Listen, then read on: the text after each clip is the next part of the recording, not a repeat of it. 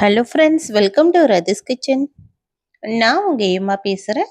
இன்னைக்கு நம்ம சேனலில் ரொம்ப சுலபமான ஒரு ஈவினிங் ஸ்நாக்ஸ் ரெசிபி தான் பார்க்க போகிறோம். பட்டர் சீஸ் பிரெட் டோஸ்ட் எப்படி செய்கிறது தான் பார்க்க போகிறோம். ஃப்ரெண்ட்ஸ், இந்த ரெசிபி செய்கிறதுக்கு 10 நிமிஷம் கூட ஆகாது. ரொம்ப சுலபமான ரெசிபி, ரொம்ப டேஸ்டியாகவும் இருக்கும். கண்டிப்பாக ட்ரை பண்ணி பாருங்கள்.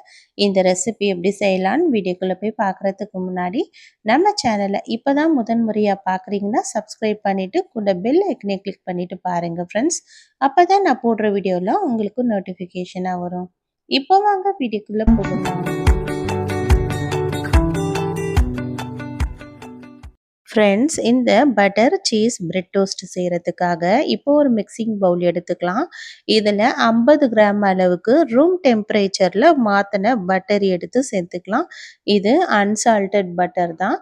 இதை இது போல் நல்லா கலந்து விடணும். கலந்து விட்டு இப்போ இது கூடவே பவுடர் சுகர் நம்ம ஆட் பண்ண போகிறோம். இது கூட 3 ஸ்பூன் அளவுக்கு பவுடர் சுகர் சேர்த்துக்கிறேன். மிக்ஸி ஜாரில் நல்லா சுகரை அரைச்சிட்டு இது போல் நல்லா சேர்த்துட்டு இப்போ நல்லா இந்த பட்டரோட நல்லா கலந்து கொடுக்கலாம். நம்ம இது போல் கலந்து கொடுக்கும்போது இந்த பட்டரும் இந்த சுகரும் சேர்ந்து நல்லா கரைஞ்சி நல்லா க்ரீம் பதத்துக்கு நமக்கு ரெடி ஆகணும்.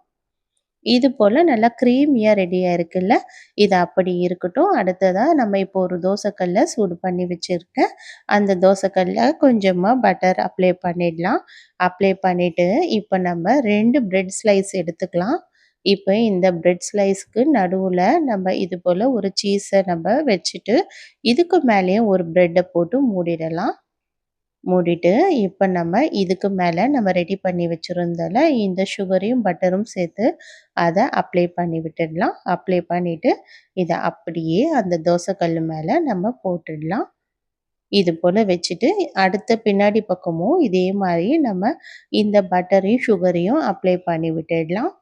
இப்போ ஸ்டவ்வை அப்படியே லோ ஃப்ளேம்லேயே வச்சு வைக்கலாம். இது நல்லா ஒரு 2-3 நிமிஷத்துக்கு அப்படியே நல்லா லோ ஃப்ளேம்லேயே இருக்கட்டும். நல்லா ஒரு பக்கம் நல்லா செவந்து வரட்டும். இந்த பட்டர்லாம் நல்லா மெல்ட் ஆகி நல்லா பொறுமையாக செவந்து வர ஆரம்பிக்குது. இது போல் பொறுமையாக செவந்து வந்தால் தான் உள்ளே இருக்கிற அந்த சீஸ் எல்லாம் நல்லா பஸ்ட் ஆகி வரும். ஒரு பக்கமும் நல்லா ஒரு 2-3 நிமிஷத்துக்கு வச்சு செவக்க வைக்கணும். இது போல் நல்லா பொன்னிறமாக மாறி வருதில்ல, இது போல் நல்லா செவந்து வந்தால் தான் இந்த ப்ரெட்டும் நல்லா டோஸ்ட் ஆகும். உள்ளே இருக்கிற சீஸும் நல்லா பர்ஸ்ட் ஆகும். இப்போ நல்லா இது போல் செவந்து வந்ததுக்கப்புறமா இதை அப்படியே கட் பண்ணி பாருங்கள். நல்லா சீஸ் நல்லா பர்ஸ்ட் ஆகி நல்லா டேஸ்டியான பட்டர் சீஸ் பிரெட் டோஸ்ட் நமக்கு ரெடி ஆயிடுச்சு. எவ்வளோ சுலபமான ரெசிபி இல்லை ஃப்ரெண்ட்ஸ். ஈவினிங் டைமில் குழந்தைங்களுக்கு ஸ்கூல் விட்டு வரும்போது இது போல் ரெசிபி ட்ரை பண்ணி பாருங்கள். ரொம்ப விருப்பமாக சாப்பிடுவாங்க. ரொம்ப சுலபமான ரெசிபியும் கூட. இது போல் ட்ரை பண்ணி பார்த்துட்டு எப்படி இருக்குன்னு எனக்கு மறக்காமல் கமெண்ட் பண்ணுங்கள். இந்த வீடியோ பிடிச்சிருந்தால் லைக் பண்ணுங்கள். உங்கள் ஃப்ரெண்ட்ஸோடையும் ஷேர் பண்ணுங்கள். தேங்க்யூ.